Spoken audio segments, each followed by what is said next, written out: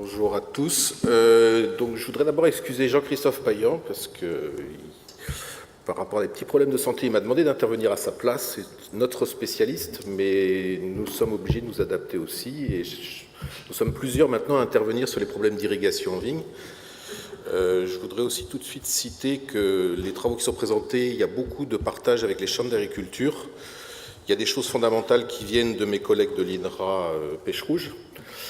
Et puis sinon, changement d'époque, j'ai réalisé ce matin qu'il y a 30 ans, j'étais élève ingénieur à Montpellier avec deux grands professeurs, Champagnol, que si vous vous posez des problèmes d'irrigation, de stress de la plante, vous pouvez relire, de Denis Boubals. Et à l'époque, irrigation n'avait pas le droit d'en parler. C'était encore les gros mots du passé, de vignoble de masse. Irrigation qualitative, à mon avis, si j'avais posé la question, ça aurait été de l'hérésie en pays cathare. Dans les années 90-92, en arrivant à l'ITV, Christophe travaillait sur le stress de la plante, mais pas sur l'irrigation. Pour avoir un contrat de recherche, on ne mettait pas le mot irrigation. Et puis, il y a eu une année charnière, une année, je crois que c'est lanceur d'alerte, a dit tout à l'heure Hervé, 2003. À partir de là, on pouvait irriguer. Ça renforçait la qualité, tout allait bien. Je vais présenter alors, ça y est. À flèche, d'accord. Un point d'actualité, puisqu'on a vu des choses dans la presse qui n'étaient pas tout à fait justes, donc je vais vous dire exactement l'évolution réglementaire qu'il y a eu. Comment mesurer la contrainte hydrique et les principes de mise en œuvre. En 2006, vous voyez, 3 ans après 2003, 2 décrets régissent la production et l'utilisation de l'irrigation en vigne. Et là, au mois de septembre, on a un nouveau règlement qui a annulé un des règlements de 2006. Donc, ce qu'il ne faut pas oublier, c'est que le règlement général qui s'applique pour tout raisin, interdiction d'irriguer du 15 août jusqu'à la récolte. Et ça, c'est vrai pour toutes les productions de vignes, de raisins, de cuves. Après, le nouveau règlement pour les appellations, qui est plus restrictif. Je m'excuse, mais on a le droit d'irriguer du 1er mai jusqu'au 15 août. Dans l'ancien règlement, c'était qu'à partir du 15 juin, donc on a gagné 1 mois et demi de possibilités d'irrigation.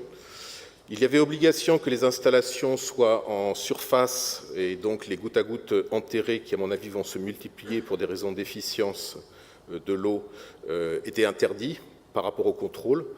Et après, toutes les obligations sont toujours les mêmes. Obligation de l'avoir dans l'irrigation prévue dans le cahier des charges et une justification annuelle, c'est-à-dire qu'être dans le cahier des charges, ce n'est pas pour tous les ans. Il faudra systématiquement, suite à une étude sur un référentiel de parcelles, demander auprès de l'INAO l'autorisation d'irriguer à partir de quelle période, et ce sera vérifié et suivi par le préfet.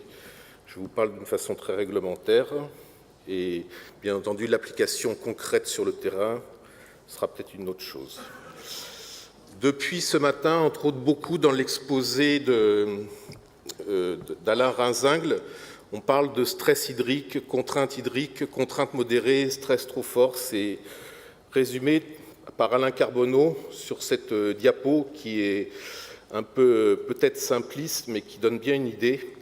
La vigne a une croissance végétative, donc des rameaux, mais aussi des baies avant véraison, qui est liée en intérêt dans la zone d'humidité. La photosynthèse fonctionne même avec un début de rationnement de la plante. Par contre, à un moment, la photosynthèse s'arrête. Le différentiel entre ces deux courbes, c'est un potentiel de maturation. Et si on veut arriver après véraison à être au maximum, il faut être dans la zone schématique décrite sur ce schéma. On voit bien que si on reste sur la partie croissance végétative, eh bien on fait du végétal. Enfin, parcelle trop vigoureuse, les vignerons connaissent ça sur certains millésimes ou certaines parcelles. Et si on a l'arrêt complet, eh bien là, ça ne fonctionne pas non plus. je dirais, il est partagé d'un point de vue international et après un peu par quasiment tous les organismes que la référence pour mesurer la contrainte, c'est le potentiel hydrique de base. Je voulais rappeler là rapidement, je pense que quand même pas mal de gens, depuis le temps qu'on en parle, commencent à le connaître. C'est les mesures avec la chambre à pression. Un pétiole mis dans une chambre à pression et on regarde la pression nécessaire pour faire apparaître une force de sève, une goutte de sève. Ce potentiel hydrique est très fort, peut descendre jusqu'à 12-15 bars en pleine journée. La plante, la nuit, au moment où il y a arrêt de la photosynthèse, se rééquilibre avec le sol et de 3 à 6 heures du matin, on mesure un potentiel hydrique de base qui permet de savoir où en est la réserve dans le sol, où en est la plante. C'est un indice global très intéressant qui permet de bien se rendre compte de quel niveau de contrainte on est. Pour expliquer cela, en fait, c'est que par rapport au potentiel hydrique de base, donc vous voyez en bas en abscisse à 16 bars la sultanine, qui est un cépage grec d'origine avec lequel on fait des raisins secs. La photosynthèse s'arrête très rapidement. La Syrah résiste un peu mieux, mais en tout cas, le potentiel hydrique de base est bien lié directement au fonctionnement ou non de la photosynthèse. Vu d'une autre façon, sur des essais de la chambre du Vaucluse, le potentiel hydrique de base à 4 bars d'un témoin sec, alors 26 juillet, on va dire avant véraison, on descend à 14 bars en milieu de journée, donc un peu de contrainte sur pendant 2 ou 3 heures, arrêt de la photosynthèse. Et par contre, des parcelles qui étaient à 2 bars de pression, donc irrigation modérée ou irrigation importante, n'ont aucune contrainte avant véraison. Ces mêmes parcelles, un mois après, donc dans la période de maturation, on part de 4 bars ou 3 bars pour les irrigations modérées importantes, ou de quasiment 6 bars pour le témoin sec. Et là, vous voyez que le témoin sec, à partir de 7 heures du matin, plus d'activité photosynthétique. Donc on peut bien imaginer que, je crois de souvenir que c'était sur une Syrah, s'il faut tenir encore 3 semaines sans aucune photosynthèse, les feuilles, le raisin, blocage de maturité, mauvais fonctionnement, mauvaise accumulation dans les raisins. Au global, si on reprend sur un abac avec du débourrement, floraison, véraison, récolte, on peut avoir des grilles de diagnostic avec le suivi du potentiel hydrique de base tout au long du cycle de végétation. Les couleurs, vous voyez bien, sont un peu symbolique. Le côté bleu, absence de contrainte, bleu, vert clair un peu plus, et ainsi de suite. La zone orangée basse, c'est celle qu'il faut éviter d'avoir.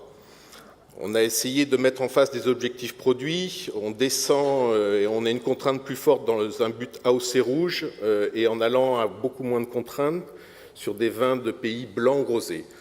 Ce type d'exemple d'abac d'interprétation, vous le verrez sous d'autres formes proposées par l'INRA, Hernan Oreda par exemple, mais il se situe toujours à peu près aux mêmes valeurs seuil. Les principes de mise en œuvre et de pilotage.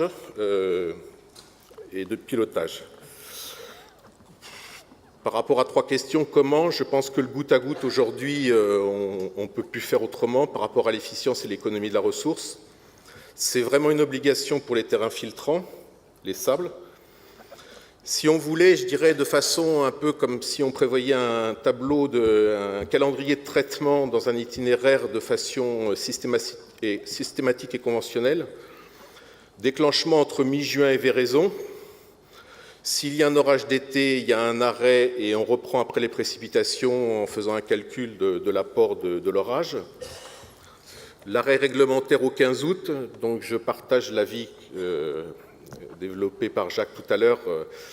Au 15 août, à la rigueur, sur une année précoce, c'est un bon moment d'arrêt pour des chardonnays, mais pour des cépages plus tardifs ou des zones plus tardives, eh bien, c'est un peu dommage. On sait que dans la pratique, l'irrigation ne s'arrête pas, mais je pense qu'on ne pourra pas garder ça longtemps, surtout si les conditions de réchauffement et de précipitation vont dans le sens où elles sont actuellement. Et puis reprise après la récolte, puisque on est typiquement cette année, on n'a pas eu d'eau significative sur le Narbonnais pour moi depuis mai, parce que moi au moment des vendanges, je n'en ai pas de souvenir. Cet hiver, il n'y en a pas eu. Et les mises en réserve post-récolte ne se font pas.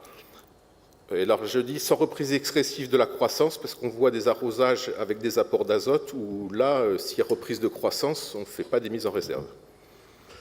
Combien? Une fourchette moyenne, 1-2 mm jour. Alors certains diront 0,5, certains diront 3. C'est une fourchette moyenne, c'est fonction de beaucoup de choses dont je vais essayer de vous expliquer comment on peut le raisonner. Je dirais avec fréquence rapprochée, quand on voit les effets d'augmentation de température pour certains étés, on ne peut pas arroser tous les 15 jours. Il faudrait se rapprocher. Les choses les plus qualitatives et les meilleures gestions, c'est des arrosages quasiment tous les jours, avec des systèmes automatisés. Ce n'est pas toujours facile par rapport aux installations proposées. En tout cas, il faut au minimum faire un apport d'eau une fois par semaine. Et pour aller plus loin, il est nécessaire de mesurer la contrainte pour piloter plus précisément. Alors, il y a les premiers appareils utilisables, c'est de savoir où en est le sol, comment est votre réservoir, la réserve utile est-elle pleine ou vide. Les tensiomètres, pareil, que je présente là, mais il y a d'autres types de mesures. Il faut se mettre, puisqu'on n'est pas sur une plante annuelle, on est sur une plante pérenne avec un enracinement profond, il faut 3 niveaux environ de tensiomètres, 30, 60 et 80 cm.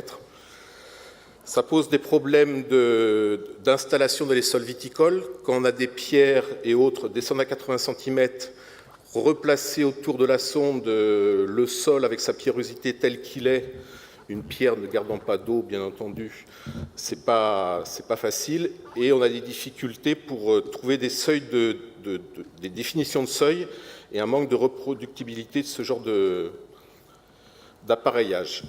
Les sondes capacitives, c'est à peu près le même fonctionnement, les mêmes avantages et les mêmes inconvénients. Ça donne un pourcentage d'eau théorique du sol. Là, par rapport à la référence,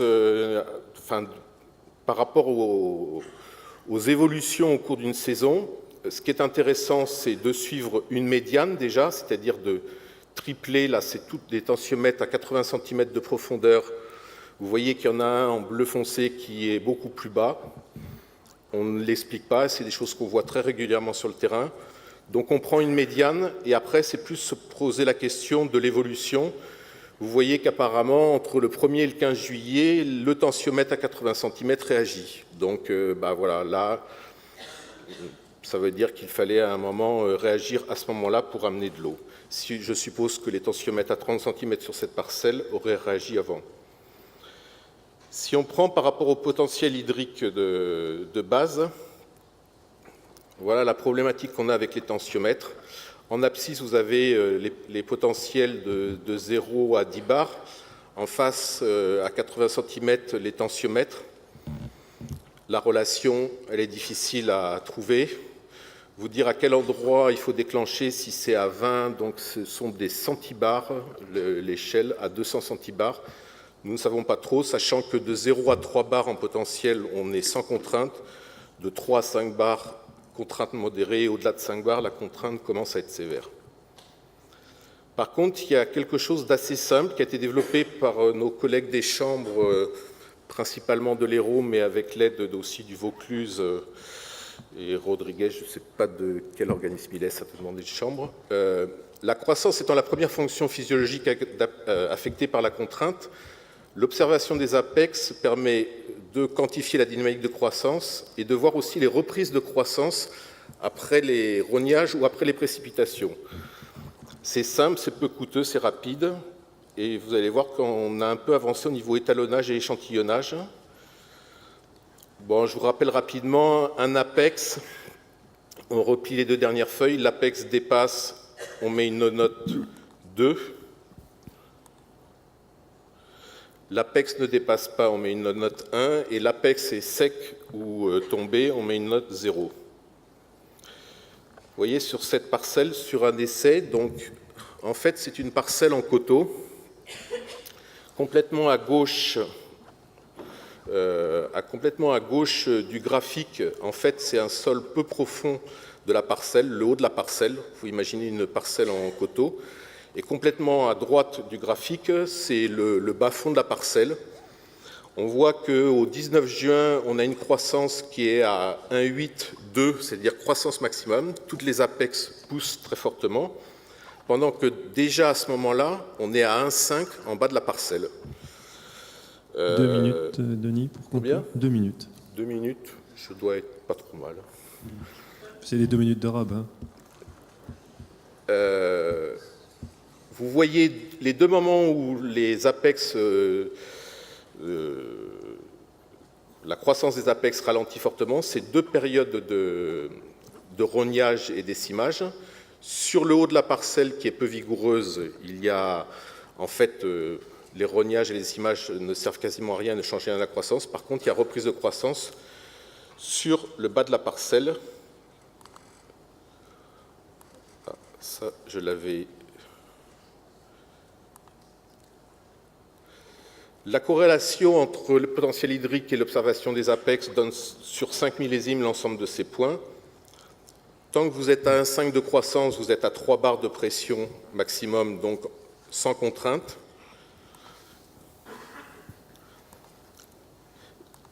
Et s'il vous reste 5% d'apex en pleine croissance, vous n'êtes pas au-delà de 5 bars de pression. Donc en fait, cette mesure assez simple permet de savoir où on en est par rapport au potentiel hydrique de base. Et les solutions aujourd'hui que nous proposons, l'IFV, mais que proposent aussi des consultants, des boîtes privées, l'ICV aussi, je crois, j'ai vu il n'y a pas longtemps sur leur site, c'est à peu près des fonctionnements de ce type-là, c'est-à-dire à partir de la météo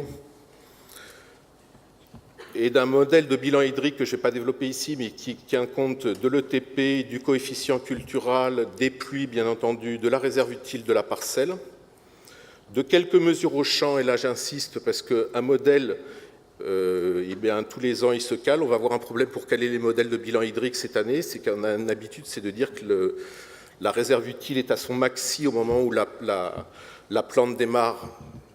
Est-ce qu'elle sera 25, 50 ou 100% cette année? J'en sais rien encore. Et voilà. Et donc, on a obligation de faire ou des mesures de potentiel hydrique de base ou d'APEX, en tout cas d'aller observer ces vignes. On peut aussi comparer des références, le rouge, le millésime de référence, le millésime en cours.